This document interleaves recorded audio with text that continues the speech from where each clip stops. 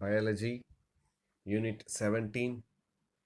The topic is basis for classification. When we divide the animals kingdom based on level of organization, when we divide the animal kingdom based on level of organization, the body symmetry, germ layers, nature of coelom can be identified. So here, take any one animal example. If you divide that animals, the animals can be classified: body symmetry, germ layer, and nature of coelom. Now we are going to see one by one. Level of organization. Animals are grouped as unicellular organism or multicellular organisms. How this can be classified? Based on the cell. Due to presence of cell in the body, so these organism can be classified. A group of cells, they form a tissue. Group of tissue, they form organ. Group of organ, they form organ system. This is we call as a level of organization. The next topic is the one symmetry. What do you mean by symmetry? Arrangement of body parts is called as a symmetry. It is a plane of arrangement of body parts. While we arrange of the body parts, it can be two types: radial symmetry and bilateral symmetry. We'll see one by one. What is radial symmetry? In radial symmetry, the body parts are arranged around the central axis. If the animal is cut through the central axis in any direction, it can be divided into smaller halves.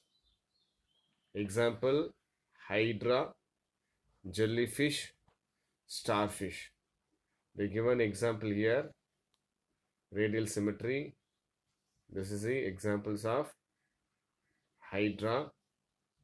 If you just draw one line on the central axis, the body parts can be divided equally in their axis. That is we call as a radial symmetry. The next one is the one bilateral symmetry.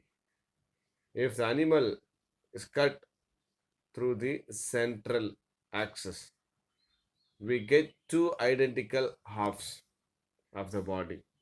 That is we call as a bilateral symmetry. Example: frog they given here, but here they given tortoise picture. I'll show you another example for radial symmetry and bilateral symmetry. Yeah, this is an example of radial symmetry. The picture they given hydra example. One more example, they given only the examples of the starfish. If you just draw a line, the central axis of the body. If you just draw a line on the central axis of the body of the animals, it can be divided into smaller halves. In each half may be equal. That is because of radial symmetry. Okay. The next one is the one examples bilateral symmetry. You know what is this organisms? Yes. Okay. So if you just draw a line, the center of the body or axis, center axis, the body of this insects can divide into two. That is we call as a bilateral symmetry. The next topic is the one germ layers. Germ layers are formed during the development of an embryo. When does germ layer form? When child grows in the mother's womb or uterus. During that time, the germ layers will be formed. So these layers give rise to different organs as embryo become an adult. Okay, that is because germ layers. The organism with two germ layers, that is ectoderm and endoderm, are called diploplastic animals. Are called diploplastic animals. Just we'll see here. Here this downwards. As I told you, during development of embryo, the child may undergo for formations of three layers, known as diploplastics animal, which have ectoderm and endoderm. They call as a diploplastic animals. What is ectoderm? Ectoderm means the outer layer. What is endoderms? Inner layer of that organism is called as a endoderms. The example Hydra. Example Hydra they given. The next we'll see triploplastic animals. Organism with three germ layers, that is ectoderm, mesoderm and endoderms, are called diploplastic animals. Example rabbit. So the basic classification need to understand clearly. Then only further topics where you can able to understand the further classifications of the animals. So listen carefully. If you have any doubt, you can ask me. The next topic is the one coelom. What is coelom? It is a fluid filled body cavity, that is we call as a coelom. Coelom means it's a cavity. Cavity means whole leg structures. In that whole leg structures, the fluids will be filled. That is we call as a coelom.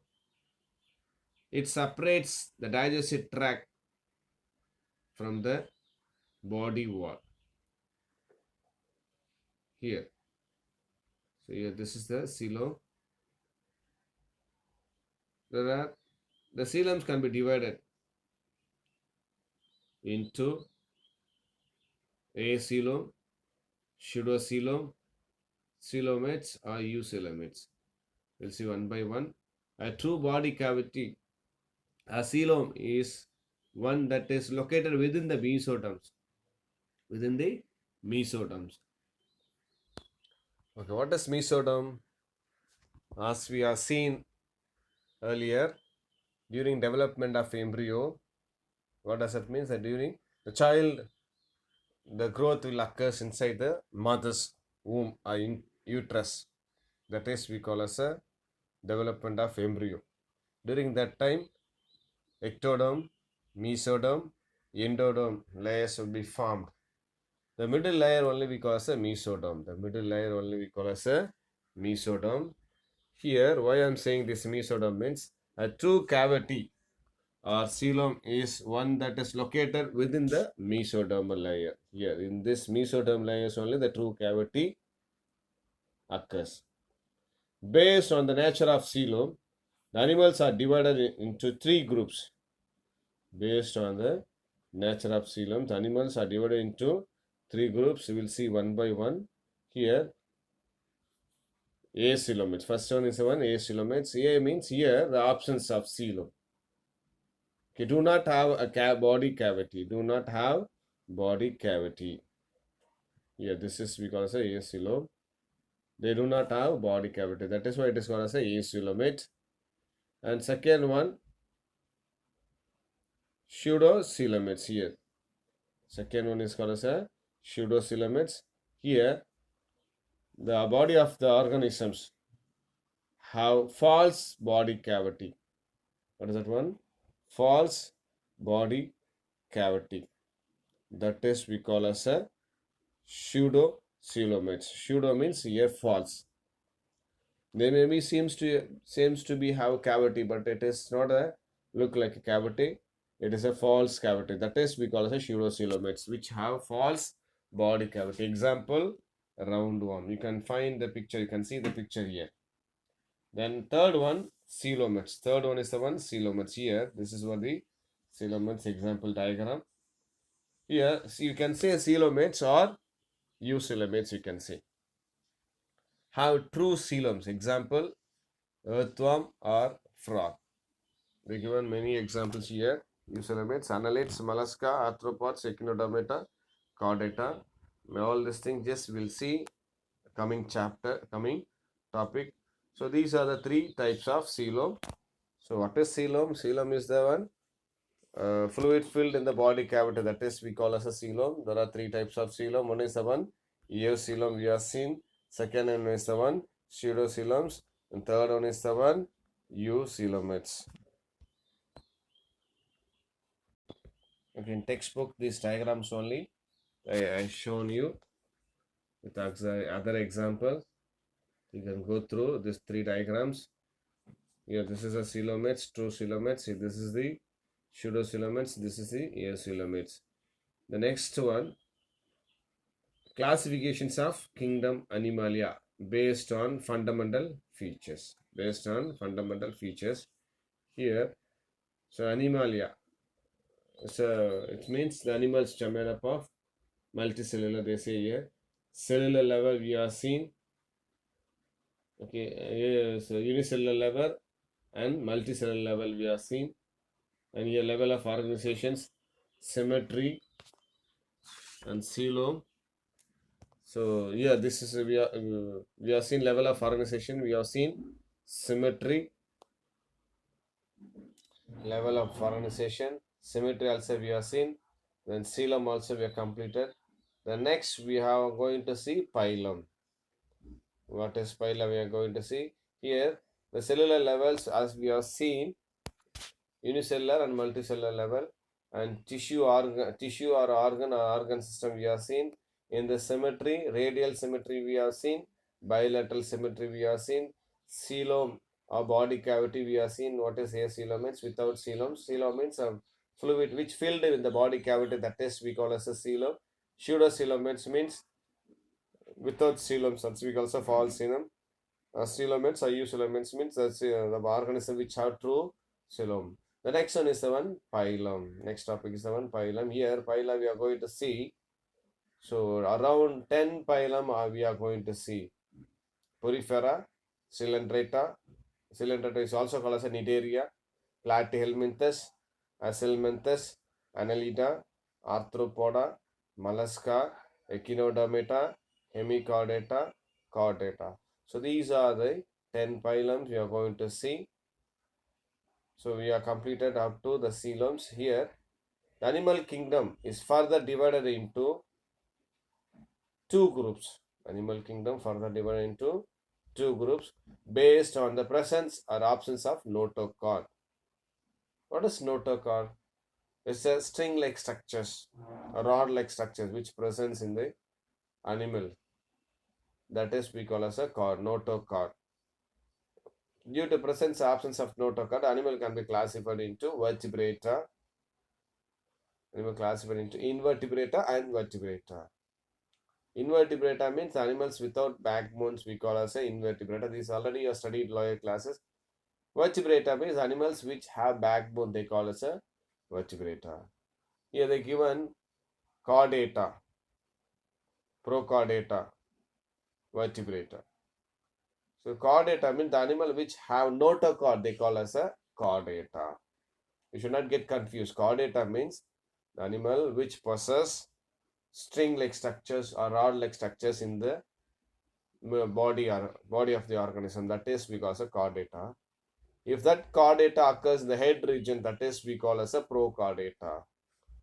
Some of the animals that the chordata become as a vertebrate also, become as a backbone, that is because of vertebrata. Just go through what we have discussed so far. Don't get confused. You should know what is coelom. You should know what is symmetry. You should know what is germ layers. You should know what is cellular level of organizations. If you understand all these topics only, we have further coming chapter or coming topics you will be able to understand easily. Learn today itself. If you have any doubt, you can contact me. Okay, bye. Take care.